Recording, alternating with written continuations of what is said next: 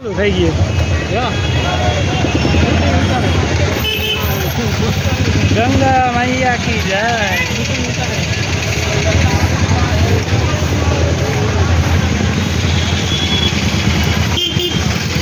पैदल रिक्शा में हम आ गए हैं। मज़ा है भाई, आम तो मज़ा आए।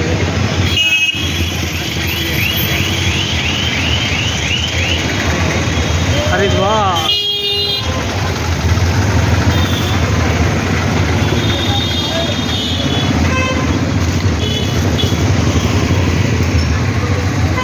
हरिद्वार पहुँची गया है।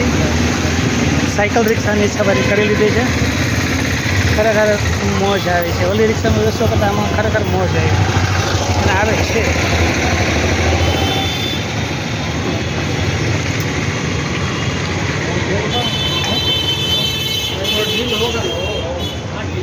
સાયકલ રિક્ષાનો લાભ લેવાય નથી જોવા માટે થઈને ચાલો। ઓલી રિક્ષા બી મળતી હતી પણ છતાં મેં તો આપણે આ રિક્ષામાં ટ્રાય કરીએ, મજા આવશે।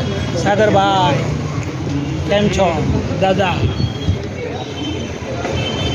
આ રીતે ત્રિમૂર્તિ ટાવર,